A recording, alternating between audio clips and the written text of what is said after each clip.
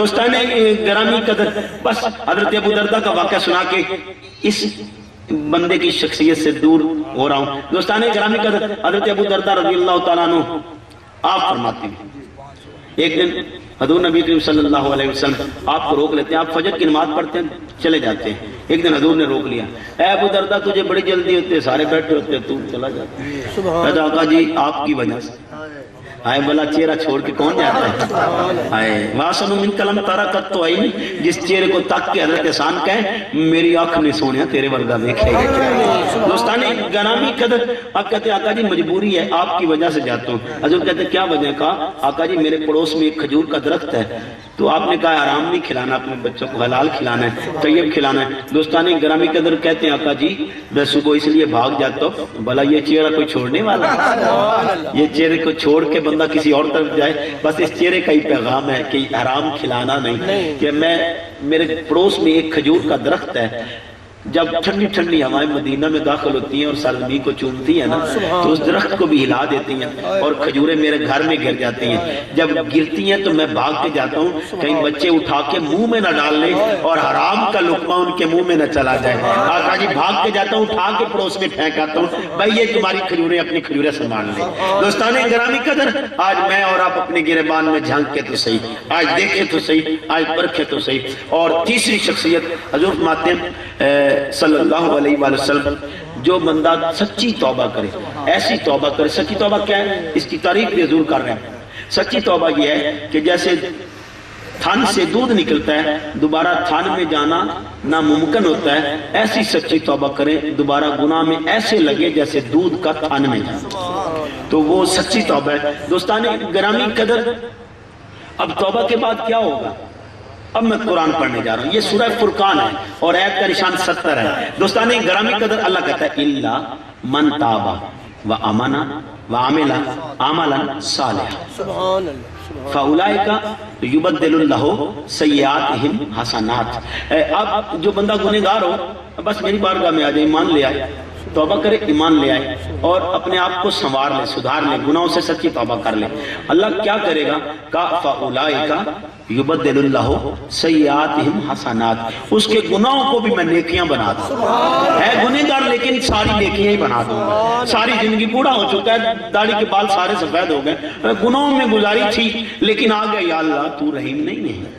اللہ ایسے بندے کو بھی اپنے محبوب کے حوالے سے کہہ رہا ہے، کل محبوبہ کہہ دے یا عبادی، میرے بندیاں نہ گل کر تو صحیح سونے، میرے بندیاں نہ گل کر، محبوبہ تو بول تو صحیح، میرے بندیاں نہ گل کر، یا اللہ کی گل کرا، یا عبادی۔ اللہ کہنا جڑے میرے ہیں، یا اللہ تیرے تو وہ ہوں گے جڑے نمازی ہوں گے، جڑے قرآن پڑھتے ہوں گے، جڑے ساری ساری رات قیام کرتے ہیں۔ کہنا نہیں انہوں نے کہہ رہا، یا اللہ پھر کیڑے بندے ہیں؟ اللہ کہنا یا عبادی میرے نو کہہ دے، یا اللہ کیڑے تیرے ہیں؟ اللہ دینا اسرفوا علی انفسہم، وہ جڑے گناہ کر بیٹھے۔ یہ اس کی کریمی دیکھیے، جو گناہ کر بیٹھے۔ اچھا محبوب سے کہا محبوب ان کو کہہ دے، ان کو بتلا دے، یا اللہ تو آپ ہی دس دے۔ کہا نہیں میں جدو گل کرنا سونا تیری تیرے حوالے، تیرے واسطے، تیرے وسیلے نال گل کرنا۔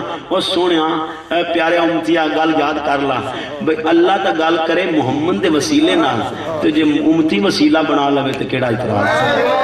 دوستان گرامی قدر، محبوب کو کہا کہ محبوب کہہ دے میرے بندوں سے، اللہ دینا اشرفوا علی انفسہم، جو اپنی جانوں پہ ظلم کر بیٹھے ہیں، لا تقنطوا من رحمت اللہ، میری رحمت سے نا امید نہ ہونا۔ یا اللہ تو کیا کرے گا؟ کہا بس میرے دربار پہ آنے کی، میری درگاہ پہ آنے کی ضرورت ہے، معافی مانگنے کی ضرورت ہے۔ فاولئک، میں دوبارہ اسی آیت کی طرف چلا گیا، فاولئک یبدل اللہ سیئاتہم حسنات، اس کے گناہ بھی ہوں گے تو نیکیاں بنا دوں۔ تو دوستان گرامی قدر، جو بندہ سچی توبہ کرے۔ اور چوتھی بات اور آخری شخصیت جو حضور نبی کریم صلی اللہ علیہ وسلم نے ارشاد فرمائی کہ وہ بندہ، جو بندہ، وہ عورت جو اپنے خامند پر اپنی ساری محبتیں نچھاور کرے اور اس کا خاتمہ اس حال میں ہو، بیٹیوں کو یہ تلقین کریں، اس حال میں ہو کہ اس کا خامند اس پر راضی ہو، تو ایسی بیٹی کو کوئی چیز بھی جنت سے نہیں روک سکتی، ایسی عورت کو کوئی چیز بھی جنت سے. اور یہ سند بھی آقا جانی رحمت عالم صلی اللہ علیہ وآلہ وسلم ارشاد کو فرماتے ہیں. اور امام بخاری کے روایت میں ہے، یہ بھی الفاظ امام بخاری بیان فرماتے ہیں کہ حضور نبی محتشم صلی اللہ علیہ وآلہ وسلم ارشاد فرماتے ہیں کہ کثرت سے عورتیں جہنم میں جائیں گی. تو آقا رحمت سید عالم صلی اللہ علیہ وآلہ وسلم کے صحابی تڑپ اٹھے، یا رسول اللہ اس کی وجہ کیا ہوگی؟ کہا وہ کفر کرتی ہے.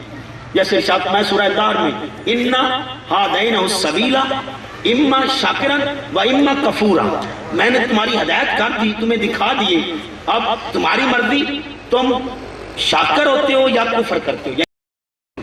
تو پوچھا یا رسول اللہ وہ اللہ رسول کی ناشکری کرتے؟ کا نہیں. پھر کس کی؟ کہا اپنے خامن کی، خامن کی ناشکری کرتے ہیں.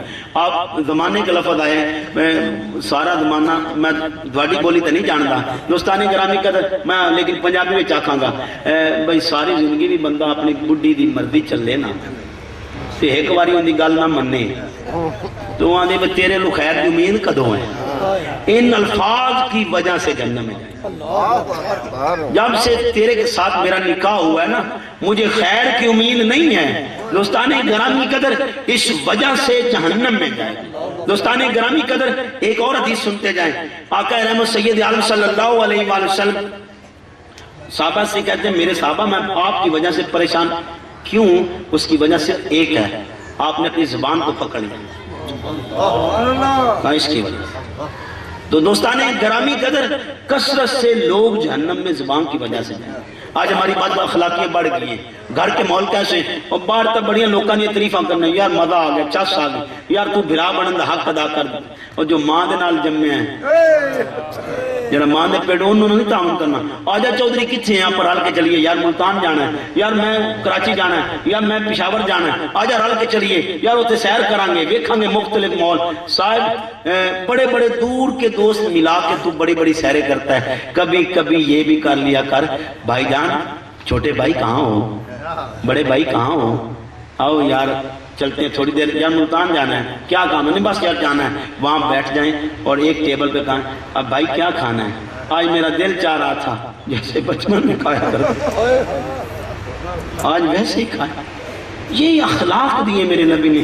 آؤ دوستان گرامی قدر بس ذہن نشین کر لیجئے، ہم نے ارادہ کر کے اٹھنا ہے کہ ہم یہ عمل کریں گے نا.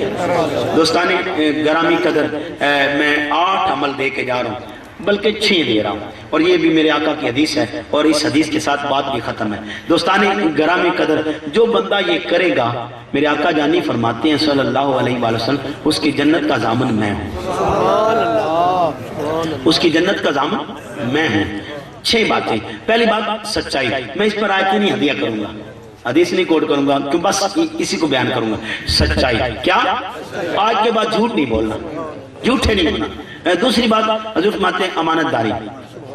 تیسری بات اپنی آنکھوں کو جھکا لیں، پست کر لیں. دوستان گرامی قدر چوتھی بات، میں اس پر آیتیں بھی ہدیہ کر سکتا ہوں لیکن نہیں. دوستان گرامی قدر چوتھی بات حضور فرماتے ہیں کبھی بھی اپنے ہاتھ کو ظلم میں نہیں ڈالنا. اور 5ویں بات حضور فرماتے ہیں کہ وعدہ خلافی نہیں کرنا. کتنی باتیں ہوگی؟ 5. اور 6ٹھی بات اپنی شرمگاہوں کو ناپاک نہیں کرنا. یہ 6 باتیں جس بندے کے اندر ہوں، 6 باتیں جس بندے کے اندر، سچائی، امانت داری، نظروں کا پست کرنا، وعدہ وفائی کرنا اور اپنے ہاتھ کو ظلم سے روکنا، اور 6ٹھی بات اپنی شرمگاہ کی حفاظت کرنا. جو بندہ یہ کام کر لے، میں نہیں ضمانت دے رہا، کائنات کے تاجدار کائنات دے رہے ہیں، وہ کہتے ہیں اس کی جنت کا ضامن میں ہوں. یہ 6 باتیں کریں گے نا، 6 باتیں کریں گے نا، 6 باتیں کریں گے انشاءاللہ. دوستان گرامی قدر اگر میری بات کوئی دل کو بھری نہ لگی، میرے انداز میں کئی کمی کجیاں رہ گئی، میں غیر شرعی بات نکلی تو اللہ سے معافی آپ کے سامنے مانگ رہا ہوں. کوئی قدغن نہ لگا دینا. میرے طریقے میں یہ نہیں کہ میں آپ سے بھی اگر کوئی آپ کی دل آزاری کر بیٹھا، مقصد یہ تھا اصلاح کروں، آپ کو تبلیغ کروں. اگر پھر بھی انداز گفتگو اچھا نہیں تھا، آپ کے مزاج کے شاید مطابق بھی نہیں تھا، دوستان گرامی قدر پھر بھی میں اپنے رب سے معافی کا طلبگار ہوں، یا اللہ مجھے معاف فرمائے، اور اللہ پاک مجھے آپ کو ہم سب کو عمل کی توفیق عطا فرمائے۔ وآخر دعواہم ان الحمدللہ رب العالمین۔